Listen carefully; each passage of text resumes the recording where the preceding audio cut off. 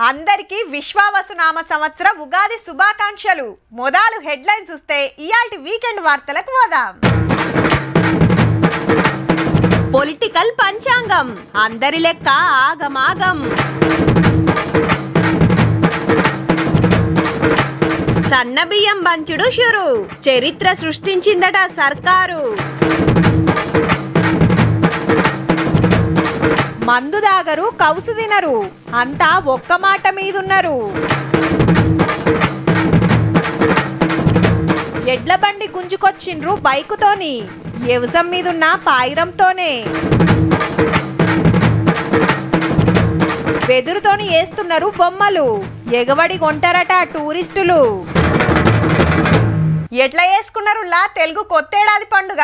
పొద్దుగాలనే తానాలు వేసి కొత్త బట్టలు కట్టుకొని దేవునికి దండం పెట్టుకొని మామిడాకులతోని ఇల్లంతా తోరణాలు కట్టి కొత్త కుండల తీపి చేదు వగరు కారము ఉప్పు పులుపుండే ఉగాది పచ్చడి దాగి భక్ష్యాలు సుత ఓ పట్టు పట్టొచ్చురు. అందరి ఇండ్లల్లా ఇట్లనే వేసుకొని ఉంటారు. మరి మన సర్కారోళ్ళు ఎట్లా చేసిండ్రు, ముఖ్యమైన లీడర్లు ఎట్లా చేసుకున్నారో సుత చూడాలే కదా.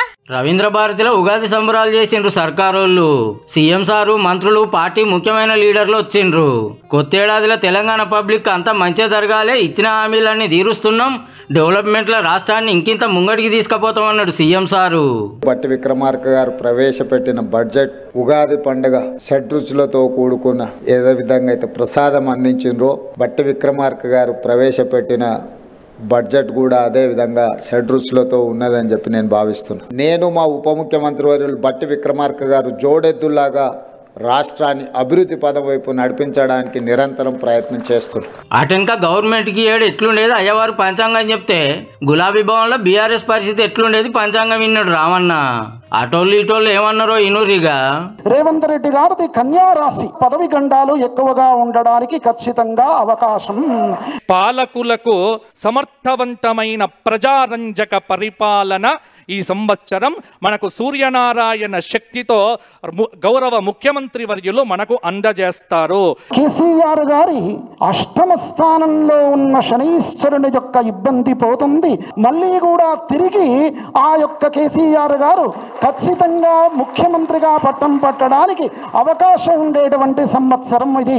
మరి గౌరవనీయులైనటువంటి ముఖ్యమంత్రి వర్యుల వారిది విపరీతమైన నరఘోష వారిని కొంత కదిలించి వేస్తూ ఉంటుంది. బీఆర్ఎస్ పార్టీది కూడా ధనుర్రాశే. ఏ యొక్క ఎన్నికలు కానీ వచ్చేటువంటిది ఈ యొక్క బీఆర్ఎస్ పార్టీయే. ఈ సంవత్సరంలో ఆర్థిక భారంగానే ఉంటుంది. ఎన్ని ఇబ్బందులు వచ్చినప్పటికీ ప్రజారంజక పరిపాలన గౌరవ ముఖ్యమంత్రి వర్యులు మనకు అందజేస్తారు. రైతులను పట్టించుకునేటువంటి స్థితి ఉండదు. అతివృష్టులు కూడా కొంత ఎక్కువగా ఉండడానికి అవకాశం ఉన్నటువంటి సంవత్సరం. వర్షాలకు ఇబ్బంది లేదు. తెలంగాణ రాష్ట్రంలో ఖచ్చితంగా వర్షాలు బాగా పడతాయి. బ్రహ్మాండంగా అనేకమైనటువంటి పంటలు పండుతాయి. రియల్ ఎస్టేట్ వ్యాపారం చేసేవారు చాలా జాగ్రత్తగా చేయాలి. కొత్తదైనటువంటి పెట్టుబడులు పెట్టకూడదు. బ్రహ్మాండంగా ఈ సంవత్సరం రియల్ ఎస్టేట్ రంగం ఉరకబోతోంది. ఈ సంవత్సరంలో కేంద్ర ప్రభుత్వం నుంచి వచ్చినటువంటి సహకారం ఏదైతే ఉందో వీళ్ళు తీసుకునేటువంటి స్థితి సంపూర్ణంగా ఉండదు.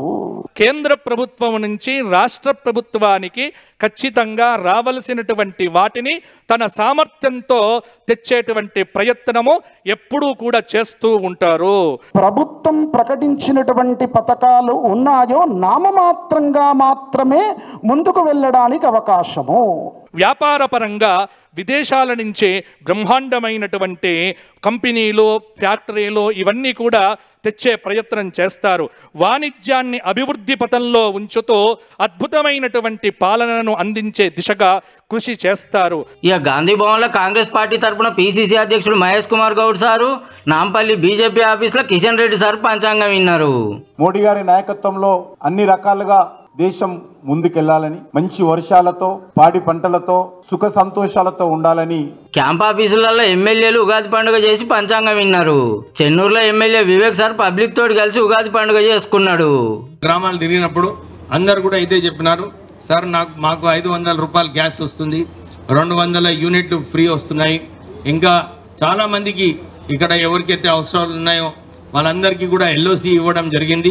తెలంగాణ అంతటా గుళ్ళల్లో పూజలు జరిగినాయి. పంతుళ్ళు పంచాంగాలు చూస్తే ఈ ఏడు ఆమ్దాని అప్పులు గౌరవం అవమానం చూపించుకుంటారు భక్తులు.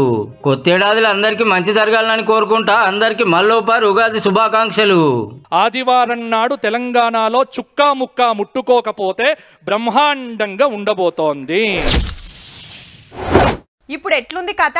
రేషన్ దుకాణంలో బియ్యం తీసుకుంటే ఆల్చం ఎవరికో ఒకరికి అమ్ముకునేది, లేదంటే చుట్టాలకో తెలిసిన వాళ్ళకో ఇచ్చేది. ఇక వాళ్ళు దోశలో సర్వపిండో వేసుకునేది. తీసుకోకుంటే కార్డు కొట్టుడు పోతుందన్న బుగులకే పోయి తీసుకొని ఏరేటోళ్ళకి ఇచ్చేది. గరీబులకు తిండి ఖర్చు తప్పియాలని సర్కారోళ్ళు బియ్యం పంపితే దొడ్డు బియ్యం బువ్వ తినలేక మనోళ్ళు గిట్లా చేసేది.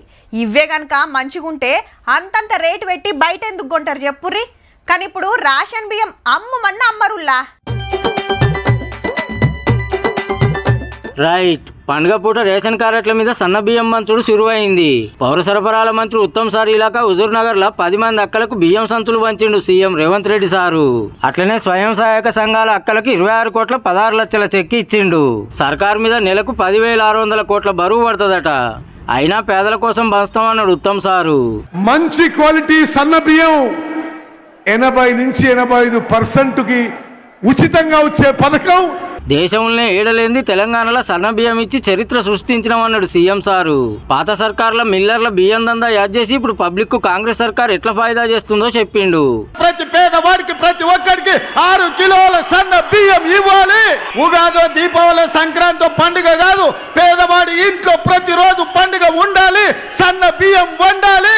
ఎన్టీ రామారావు తెచ్చిన తెల్ల బియ్యం పథకం తర్వాత ఈనాడు మనం ప్రారంభించుకున్న సన్న బియ్యం పథకం చరిత్రలో నిలబడుతుంది. ఎవడో ఇష్టం ఉన్నోడో ఇష్టం లేనోడో వస్తే ఈ పథకాన్ని రద్దు చేసే పథకం కాదు. వరేస్తే ఊరే అని అప్పట్లో కేసీఆర్ సార్ అన్నాడు కదా.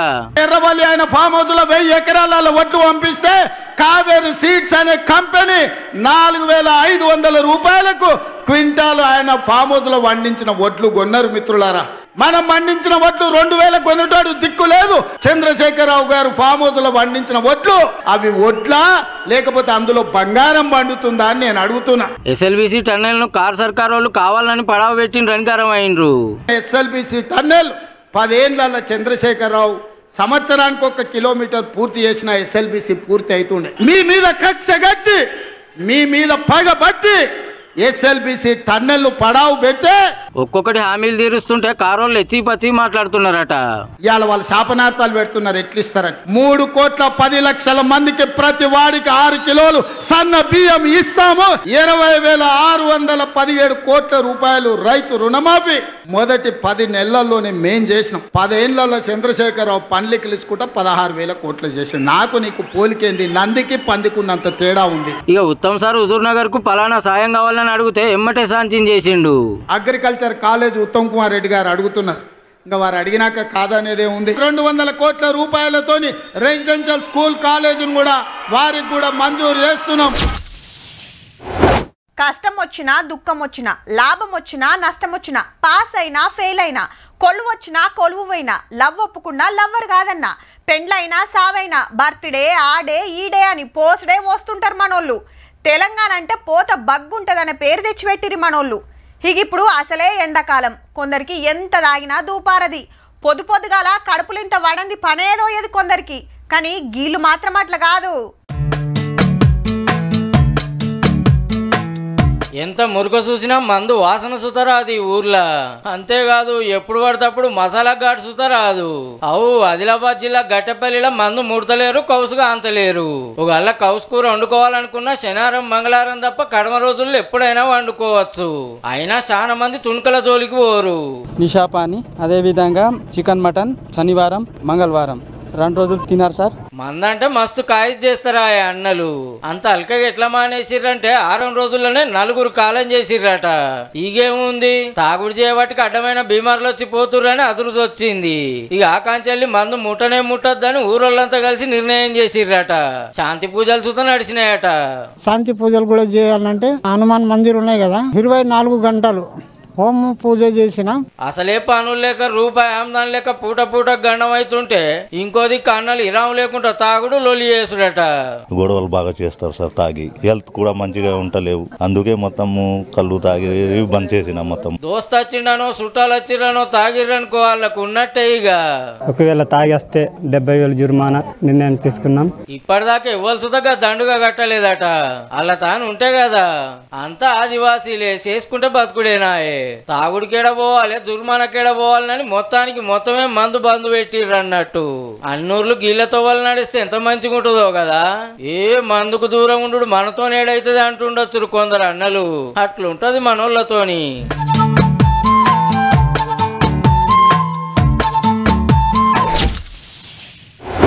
మా చిన్నప్పుడు ఏదన్నా ఊరికి పోయినా జాతరలకు పోయినా మా తాత బండి కట్టేది.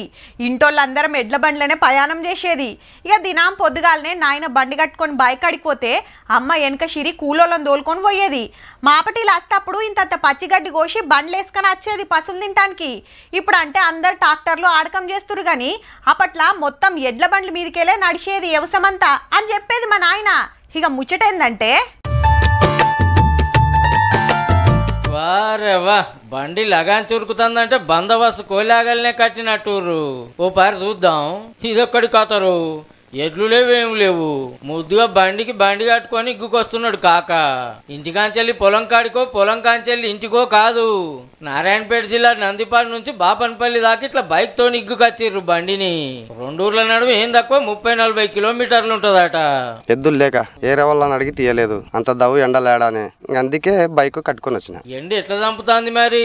అయితే కాకకో 2 ఎకరాల పొలం ఉన్నదట. ఎట్లన్నా చేసి వ్యవసాయాన్ని ఉరికియాలని చుట్టాలు ఇంటికాడ ఉన్న ఎడ్ల బండిని ఇంటికి తెచ్చుకుంటానికి గింత చెమట తీసిర్రు తండ్రి కొడుకులు. ఎర్రటెండలు అంత దూరం నుంచి ఎట్లా పట్టుకొచ్చిర్రే అని అడిగితే ఇబ్బంది అయింది. ఎట్లా నిదానం తీసుకొచ్చిన చెకండ్ వేసుకొని బండి నిదానం వచ్చిందని చెప్పి ఇప్పుడు బండి కొన్నారు. ఇంకొన్ని వద్దులకు ఎడ్లు కొంటారట. కానీ ఏమన్న ఉపాయం చేసిర్రా? అగో బండిని అమాంతం లాబట్టి బైక్ మీద పెట్టి ఎటు కదలకుండా బందోబస్తుగా కట్టిర్రు తాళ్లతోని. ఎడ్లు అడిగితే ఎవ్వరు ఇయ్యరా ఇది. పోనీ దేంట్లో ఎక్కించుకొని వద్దామంటే కిరాయి కావాలి. ఆటోలకు తీసుకొని రావడానికి పైసలు ఆడతారు. దానికి 5 రూపాయలు ఆడతారు. అట్లా ఎందుకు 200 పెట్రోల్ పోసుకొని వస్తే మా ఊరికి వస్తాం అన్నట్ల ఎద్దులు ఎవరు ఎండలు ఇయ్యారు కదా. ఇప్పుడు 1000 రూపాయలు కిరాయి పెట్టే బదులు 200 పెట్రోల్ కొట్టించుకొని నిమ్మలంగా ఇంటికి తెచ్చుకున్నారు బండి. ఇక తొవ్వెంట పోతోళ్ళు చూసుకుంటే చిన్న పరిశాన్ కాదు బండితోని బండిని ఇగ్గుకొస్తుంటే. ఫోటోలు వీడియోలు గుంజి సోషల్ మీడియాలో పెడితే పొట్టు కీరికలు కొట్టినాయి. ఉపాయం ఉన్నోడు ఉపాసం ఉన్నాడంటే గిదే కావచ్చు నుల్లా.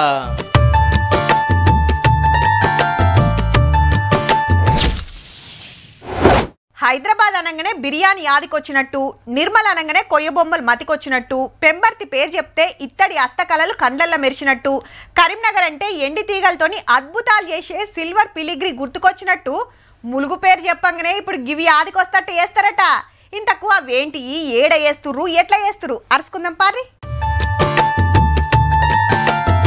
ఎడ్ల బండ్లు, మంచెలు, గద్దలు, తాంబేర్లు, కొంగలు, నెమళ్ళు ఏమన్నున్నాయా? గిడనైతే పురి విప్పింది నెమలి. వారెవ్వా చిన్న బుట్ట ముద్దుగున్నది పో. ఇవన్నీ ప్లాస్టిక్ కాదు లో, అడవులలో దొరికే వెదురు బొంగులతో తయారు చేసిండ్రు. మన ములుగు జిల్లా ఫారెస్ట్ వాళ్ళు తట్టలు, బుట్టలు, తడకలల్లే మేదరి కులస్తులకు ట్రైనింగ్ ఇప్పిస్తే గింత చక్కటి బొమ్మలు తయారు చేస్తుర్రు. బ్యాంబూతో తడకలు, తట్టలు వాళ్ళు ప్రిపేర్ చేస్తారు. బట్ అది మార్కెట్లో సెల్ చేస్తే ఎక్కువ లైవ్లీహుడ్ రావు. ములుగు అడవిలా కంకవనం బొచ్చడు ఉంటది. ఆ ఎదురుతోని ఏదన్నా ఇకమతి చేయాలని ఆలోచన చేసి ఇట్లా బొమ్మలు నేర్పించి ఉపాయం చేసిరన్నట్టు. అంతా చేతులతో తయారు చేయాలి కాబట్టి చిన్న బొమ్మ చేస్తానికి 1 రోజు పడితే పెద్ద బొమ్మలకు 2-3 వద్దులు పడుతుందట. అగో పక్షికి ఈకలు ఎట్లా అక్క పెడుతున్నదో అక్క. గింత చెమట తీస్తారు కాబట్టి రేటు సుతజనంత ఎక్కువే ఉంటది. మరి వీళ్ళు ఏడమ్ముతారు అంటారా? టూరిస్ట్ కోసం ఇవన్నీ బొమ్మలు తయారు చేసి అమ్మేసడానికి అవకాశం ఉంది. అటు యునెస్కో గుర్తించిన రామప్ప, లక్నవరం చెరువు, మేడారం జాతర, బ్లాక్బెర్రీ ఐలాండ్, బొగతా జలపాతం ఇట్లా బొచ్చడు టూరిస్టు జాగాలున్నాయి. ఏడాదిలా 9 నెలలు టూరిస్టులు వస్తూనే ఉంటారు. హ్యాండిక్రాఫ్ట్స్ ఎక్కడికి వెళ్ళిన టూరిస్టులు ఏదో ఒకటి ఇక్కడ వచ్చినందుకు గుర్తుకు కొనుక్కు వెళ్ళాలనే కాన్సెప్ట్ లో ఉంటారు. కాబట్టి ఈ హ్యాండిక్రాఫ్ట్స్ ను కూడా మేము సేల్ చేస్తాం. అట్లనే ఆన్లైన్ అంగట్ల సుత అమ్మే ఇకమతి చేస్తారట. మున్పటికి ఇప్పటికి ఎట్లా అనిపిస్తుందని అడిగితే ఎక్కువ ఖర్చుతోటి తక్కువ లాభం వచ్చేది, ఇది తక్కువ ఖర్చుతోటి ఎక్కువ లాభం వస్తుంది. మొదలు గివ్వే చేయొస్తుంది, గివెవలు కొంటారు అనుకున్నారట, కానీ ఇప్పుడు అల్కగా చేస్తున్నారు అక్కలే. రోజు రోజుకు చేస్తుంటే మాలో కొంచెం ఉత్సాహం పెరుగుతుంది, మేము చేయగలుగుతాము అనే కొంచెం కాన్ఫిడెన్స్ వచ్చింది మాకు. మొత్తానికి జప్పున్నే ఎదురు బొమ్మలకు అడ్రస్ కాబోతుందన్నట్టు ములుగు జిల్లా.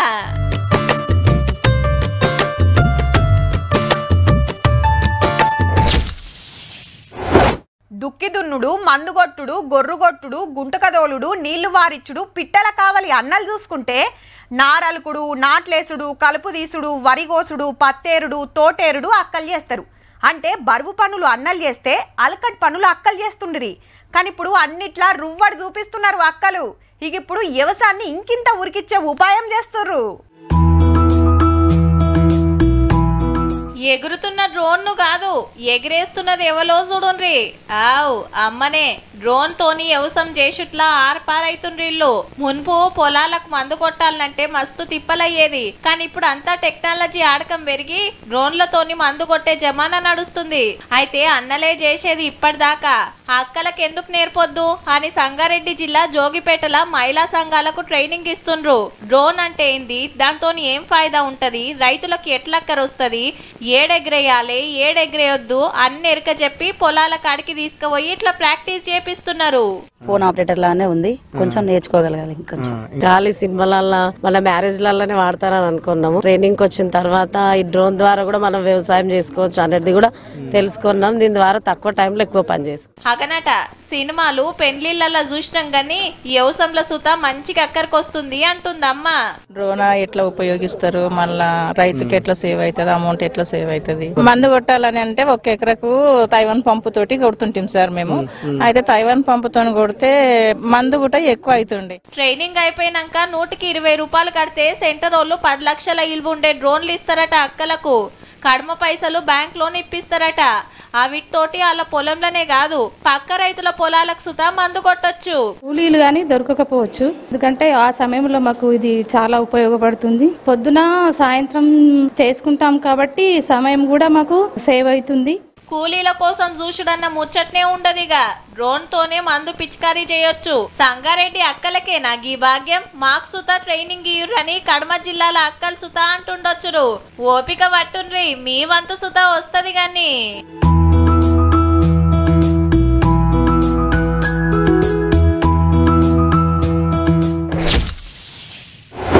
పోరల చేతిలో ఒయ్యి పెట్టి ఏదైనా పాఠం చదువుమంటే దిక్కులు చూస్తుంటారు కొందరు.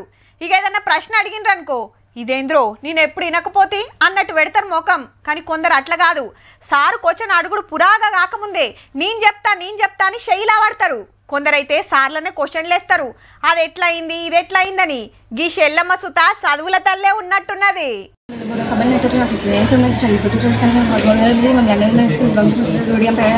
గనగన గంట మోగినట్టే ఉన్నది పో. ఇంతకు షెల్లమ్మ ఏం చెప్పింది కావచ్చు అని నెత్తిలు పట్టుకోవచ్చు రంతా. జర నిమ్మలంగానట చెప్పురా బుజ్జి. Helium, lithium, beryllium, boron, carbon, nitrogen, oxygen, fluorine, neon, sodium, magnesium, aluminium, silicon, phosphorus. రసాయన శాస్త్రంలా ఆవర్తన పట్టికలున్న మూలకాలన్నీ పిండి రసం చేస్తట్టే ఉన్నది పో. గంట సేపు టైం ఇచ్చిన ఇంటర్ పోరలు ఇన్నన్ని మరిచిపోతారు. అసొంటిది సిద్దిపేట జిల్లా బేగంపేట సర్కార్ బడిలా 8వ తరగతి చదువుతున్న గీ షెల్లెమ్మ 8 సెకండ్లలోనే అప్పచెప్పి దునియా రికార్డు కొట్టింది. గింత తక్కువ టైంలా 118 మూలకాల పేర్లు ఎవ్వరు చెప్పలేదట మరి దునియాలా. 10 బిలో మనం టార్గెట్ చేసుకున్నాం, ఇప్పుడు 8.85 మిల్లీ సెకండ్స్ వచ్చింది. పేరు కార్తిక, పక్కూరు మాచిన్పల్లి నుంచి వచ్చి ఇక్కడ చదువుతుంది. కడమ సబ్జెక్టుల సుత రువ్వడే ఉంటదట షెల్లెమ్మ. సొంత బిడ్డ రికార్డు కొట్టినట్టే చదువు చెప్పిన సార్లది చిన్న మురిపెం కాదు పో. మాకే కాదు నాకే కాదు, అలాగే మా స్కూల్ మా స్టాఫ్ మా జెడ్పిహెచ్ఎస్ బేగంపేట విద్యా స్టాఫ్ అందరికీ కూడా చాలా గర్వంగా ఉంది వరల్డ్ రికార్డు సాధించడం. రేపు ఇంకిన్ని పాత రికార్డులు పరంపరం చెయ్యాలని కోరుకుంటా. ఆల్ ది బెస్ట్ రా షెల్లే. చూసిండ్రు కదా, ఇక ఇవాళ వీకెండ్ తీన్మార్ ముచ్చట్లు ఉంటామల్లా. నమస్తే.